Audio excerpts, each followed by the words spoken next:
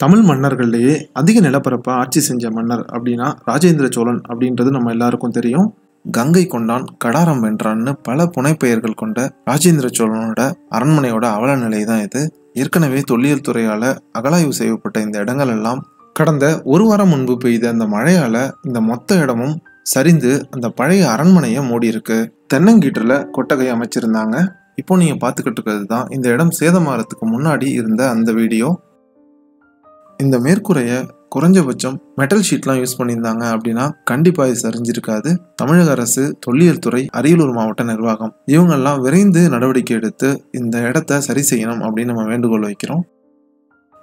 கடந்த 4 நாட்களுக்கு முன்னாடி தான் இதே கங்கை கொண்ட சோழபுரத்தில் ராஜேந்திர சோழனோட பிறந்த நாளான ஆடி திருவாதிரை விழாவை அரசு விழாவாக கொண்டாடினாங்க. ஆனால் அவரோட அரண்மனையை அதே நாட்களில் சீரமைப்பு செய்யாமல் அப்படியே விட்டுருக்காங்க.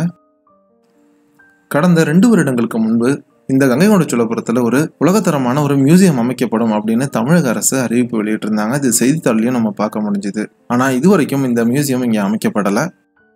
எப்படி கீழடிக்கு ஒரு தரமான மியூசியம் வச்சு அங்கே உள்ள அந்த தொல்லியல் சின்னங்களை பாதுகாக்கிறாங்களோ அதே போல் இந்த கங்கை கொண்ட சோழபுரத்துலேயும் தரமான ஒரு அருங்காட்சியகம் அமைக்கப்பட்டு சோழர்கள் பற்றின வரலாற்றை பொதுமக்கள் சிறப்பாக தெரிஞ்சுக்கிற அளவுக்கு ஏற்பாடு செய்யணும். தற்போதைய உடனடி தேவை இடிந்து விழுந்த இந்த பகுதிகளெல்லாம் அகற்றப்பட்டு ப்ராப்பரான ஒரு மெட்டல் ஷீட் அமைக்கப்பட்டு இந்த இடம் பாதுகாக்கப்படணும்.